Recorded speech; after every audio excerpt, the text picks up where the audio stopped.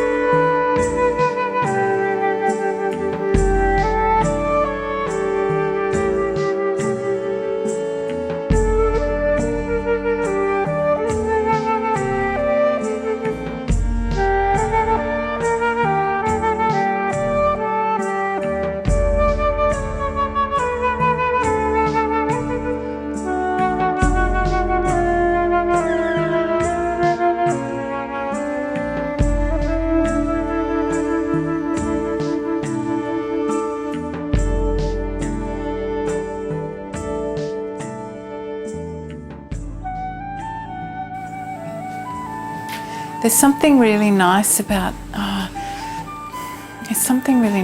having a pink, because I put a pink ground in it, and there's something really fleshy and sensual about this pink ground. I really like it.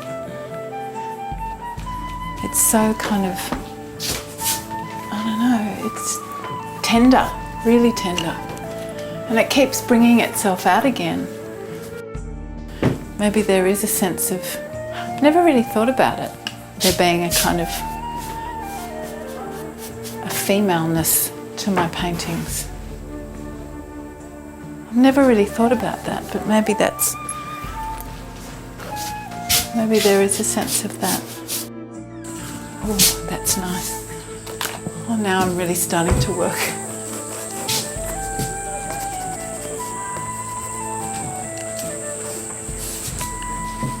There is something really, I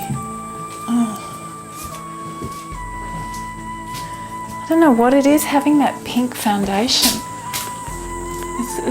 Nobody would probably notice that, but it's really made such a difference to the work.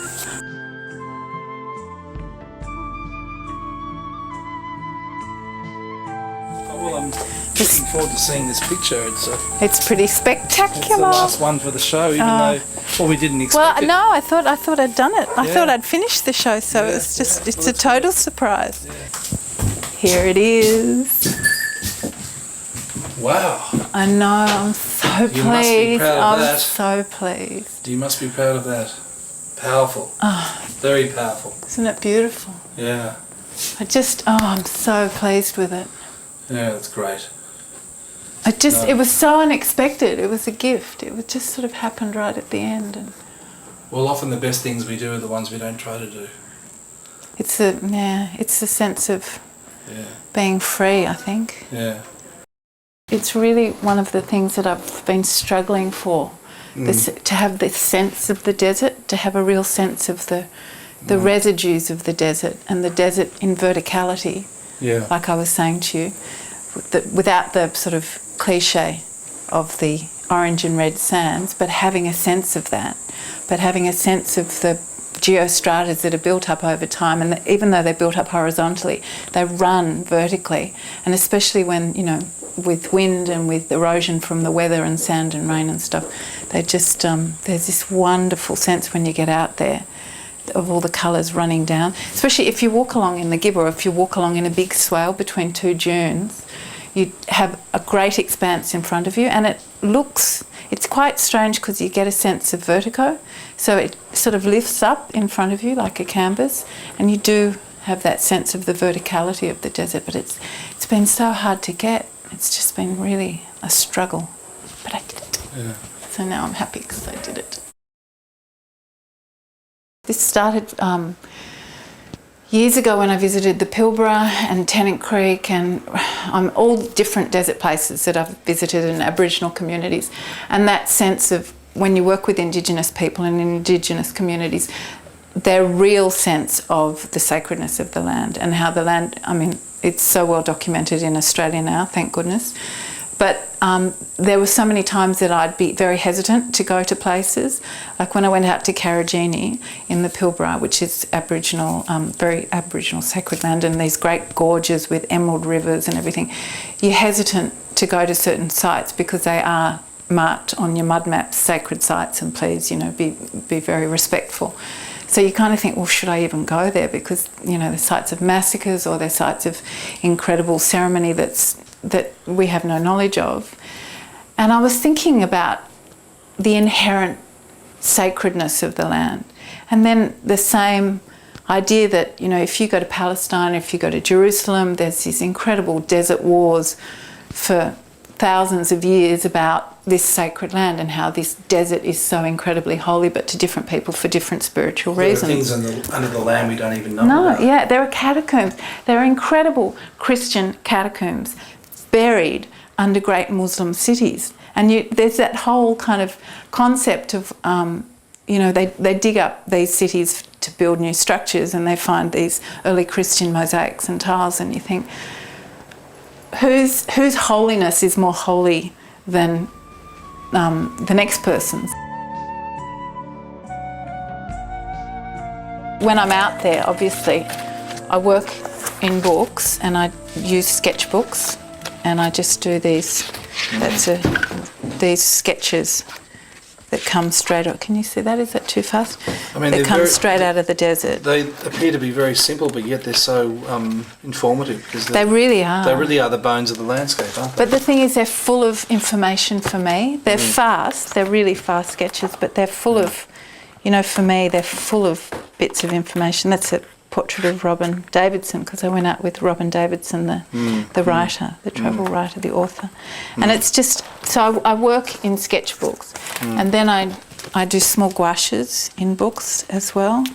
These little, very fast gouaches, just to get a sense of the landscape. And then I work them up into these gouaches that are sort of just a bit bigger, and it depends how much I can carry, obviously, but if I work like this, then when I come back I never work directly from the gouaches or the sketches, but it's all that information, it's all that looking, it's all that constantly, it's like study, you know, it's until all of a sudden it becomes second nature. And then when you do a painting, the painting comes from all of this. It's kind of a combination of all the ideas. It's not an immediate sort of translation of a particular place or a particular dune or a particular scene that you've seen, like the Bloodwoods or anything, but it kind of represents something more. It kind of has a sort of more general sense of the thinking rather than specific kind of gouaches of places.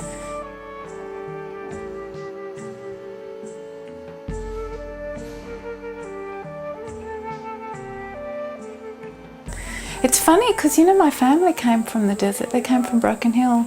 My grandparents and a mining family from Broken Hill, and my mother grew up out there and then went to school in Bathurst. So they're all red sand people, desert people from around Broken Hill. And we used to go there on holidays all the time. We used to go out to Oberon and Bathurst and all those places, and then Mum used to go back all the time to Broken Hill.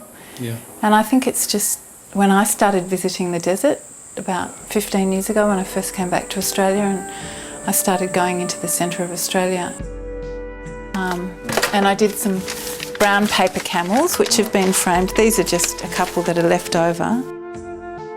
I love that brown paper quality.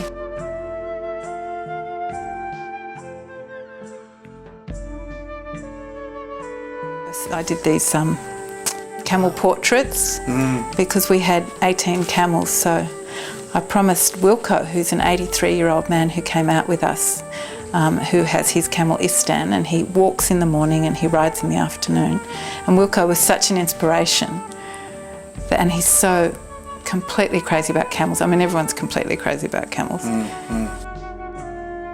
But the camels, like you said, have that great historical ancestry of, the pilgrimage and travel. It's a bit like your quote you were saying that those who speak do not know, and those who know do not speak. But a camel has a kind of knowingness, doesn't it? It has a definite knowingness, a real knowingness. Yeah. If you sit against a camel, if you just sit next to a camel when it's sitting down just chewing its cud, and if you sit next to a camel, you do have a sense of transference. You do think, he's giving me something, something's happening here. There's a real communion that happens, and it's beautiful.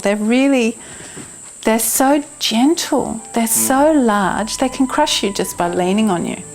They never do. They're just so gentle, and they're such. I don't know. They're just gorgeous creatures. Anyhow, so these were the. Yeah. And on the back of each one of these, that's TC, top camel. His name's TC. So they had their names written on the back. This one was everybody's favourite camel. This one, Morgan.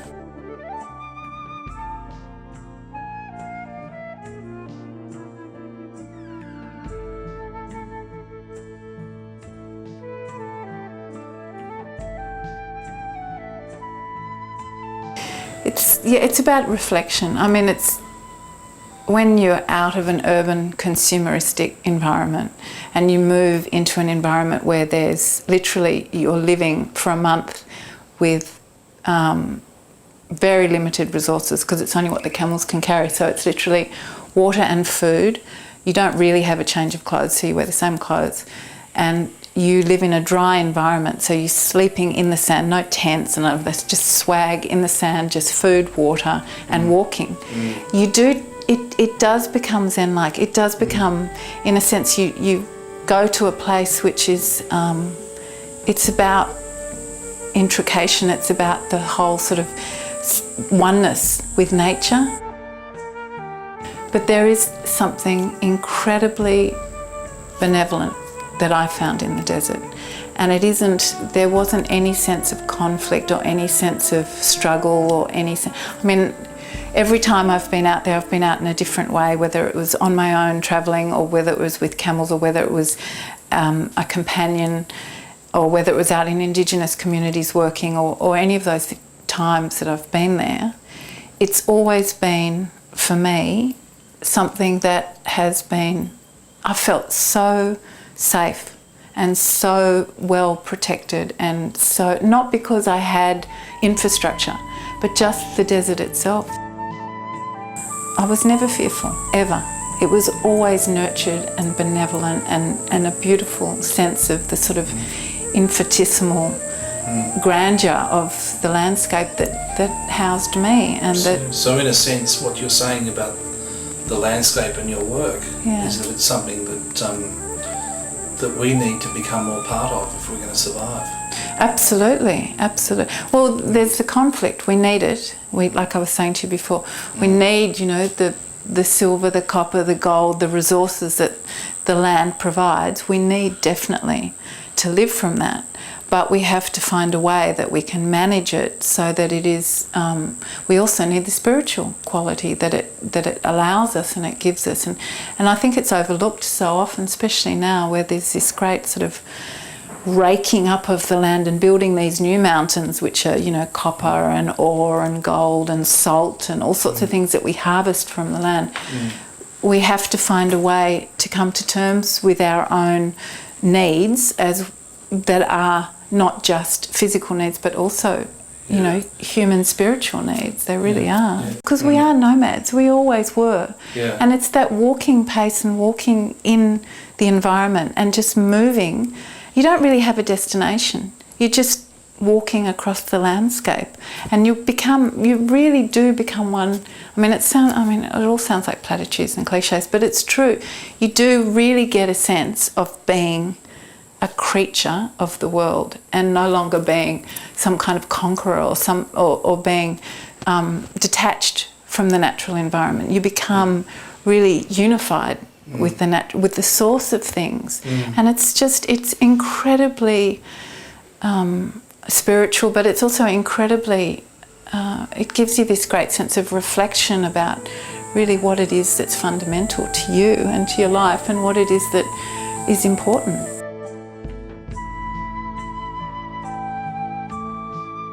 I mean, you look at 18 camels moving along with you and you think, if it was just me, I'd last, a day, 24 hours. But because these beautiful beasts are supporting you and carrying all the, you don't ride the camels, but they walk and they carry all your food and water. You just are allowed to be in the desert, and it's just the most extraordinary privilege. It really is.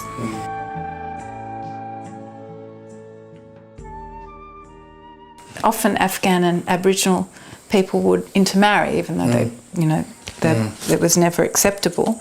But I was thinking about the intermarried, the children that come from these mixed racial marriages, and that have these indigenous, the indigenous ceremonial paint.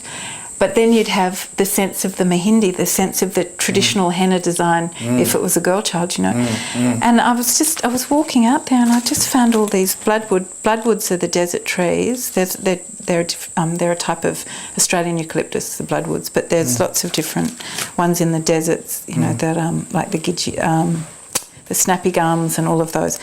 But the leaves, don't they look like some kind of script? They are. I mean, these leaves are almost like scripts of weather or time. Yeah, absolutely. Yeah. And the stories, those sort of interracial stories, I mean, it's just, there's so many stories out there that we don't learn about.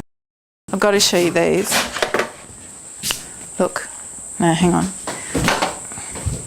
These are called ammonites, and they're seashells. Wow. And you find them in the desert, in the centre of Australia, in the desert, buried in the desert, and they come to the surface. It's like the stone artefacts that you find. They're fossils, and they're fossils of little shells. See the little shell there? And look, I mean, the treasures out. How old is this thing I'm looking at? Hundreds of thousands of millions of... And look, and then you find these little creatures. Beautiful. Completely fossilised and dried up, because there's no predators, there are no birds out there. It's too far inland. Oh, isn't he gorgeous? Isn't he beautiful? Just a little gecko. And so fragile, and brushes could be like old friends, aren't they? Absolutely. And the more you use them, it's look like at this one. God, I spent years using this brush. I haven't used it for a long time. And often a brush moulds itself according to how you paint with it. Yeah, that's true, because look at that one, the bugger. It started out a really decent brush, and I've worn it right down. See how it's all snapped off and worn down from overuse? Yeah. That's the problem. They start out really good, and then they get to this fantastic shape that they're perfect for you, and then they start to break down. You think, no, what's happening? Oh, that's great. Some of them really. These are my favourite. I love painting with these. These are your dad. They're like drumsticks. They're fantastic because it gives you a real distance from the work. Yeah. So it's. Well, Matisse, who was I think it was short or long-sided in the end, had to attach his brushes to a stick. Yeah. Because he couldn't paint up close. But it's fantastic because you lose all control. Because when you're painting up close, all of a sudden things become precious and tight. Yeah. And when you're painting and you give yourself a distance from the work, you have to have a really gestural kind of easy quality, and it's. Well, it's the mark of the draftsperson that can come through in working like that. Absolutely. Because it's not easy. Absolutely. Yeah. I love it. These, I mean, brushes to me. Look at this one. How good is that? Yeah. That is such a fantastic brush. It looks like something the Queen's Guard should be wearing.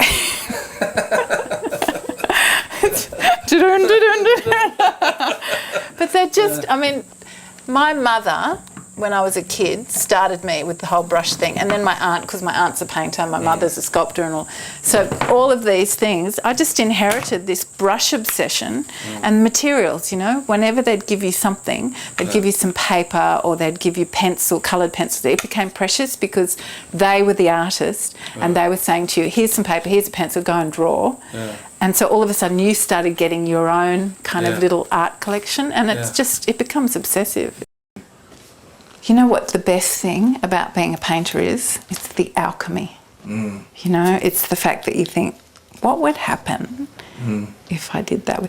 The other problem is often the palette ends up better than the painting. And exactly. Well, I just happen to have here a couple of palettes. Yeah. No, but it does. It really influences the alchemy of mixing the colours and, you know, just fiddling around like this with it actually influences the painting because you take that residue or that, the sort of, the gravel of it, really. It's I love the physicality of painting. I think it's kind of ironic that, you know, when we talk about, you know, eating cuisine, we talk about the palette of how things taste. But when you look at a painting palette, quite often it looks as edible, if not more edible, than most food we look at. Absolutely, absolutely. I never thought of that. The palette, as in the palette in the mouth. Yeah. I never thought of the palette being a taste thing for painting. Yeah. Isn't that interesting? It is. That's a really interesting concept. Well, I think that's delicious. It is. And I haven't had lunch. W.H. Auden, the poet, once said in a poem about the role of an artist that it is in the prison of our days, it is to teach the blind man how to praise. And you know, it's a lovely line, but I mean, but that's what I get from these pictures, is that sense that I want to look at the landscape in a way that I can praise it in a way that I've never seen it before. Oh, fantastic! Is that something that was mindful? Yeah, I mean, I'm not trying in any way to educate or lecture or prophesize or any of those things. It's purely an appreciation. It's purely the sense. I want the sense, you know, the sense of the spirit of place. You know, the months and the years of reading and researching and thinking about your connection to the land and what it is that you're trying to say. It's said after you've done the paintings, because you can't try and dictate that into a painting. You can't, because otherwise you'd just be writing all over the canvas, you know. It sort of says it for you in a way, and it becomes inherent in your thinking, that becomes subliminal. And so I suppose when you paint, it happens and you think, where did that come from? But it comes from, you know, years of looking and doing all the studies on paper and all the gouaches and all the drawings and all the reading and all of that. It's like, you know, any profession. You do all your study and your research and everything, and then you just turn around and do your painting. Well, Jo, I think this is a very exciting exhibition, and I'm really excited about it. Yeah, I'm terribly proud to have your show in the gallery. Thank you. Thank you.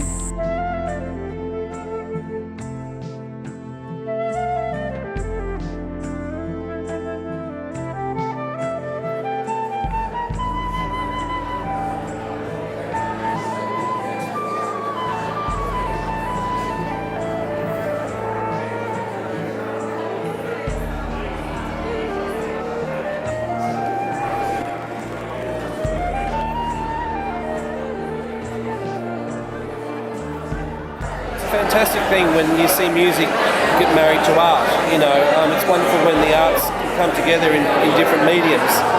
And obviously Jo's work has certainly been something that's had an effect on you in the past, and you had music that you felt related to this work. Well, I'm so thrilled to just be looking at this culmination of Jo's work. I find that she's got such integrity as an artistic personality, and it's something that we artists and musicians crave that in others. So in terms of my music and the music that I provided Jo with, she was doing this desert series, and I wrote this piece called Pavan, in which I sort of envisaged camels moving in the mirage across the desert. And when Jo came back from her recent trek in the Simpson Desert, and when she spoke to me of being in the Pilbara, I thought this piece is absolutely perfect because it's got a sort of soporific, mirage-like quality to it. And seeing these pieces that she's done, they also have a kind of shimmer to them. Music and visual art, it's the same breath, really. It's the same vibration. Absolutely.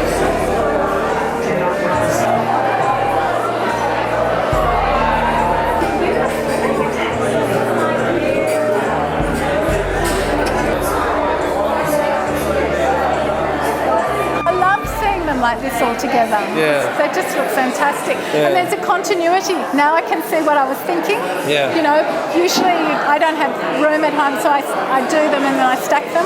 But when you see them all together, they all start to communicate with each other, and there's a beautiful, there's a language happening, you know, there's a continuity, and I'm really, really thrilled. Some of the walls look like lines of poetry, don't they? Yeah, they do. Thank you, they do.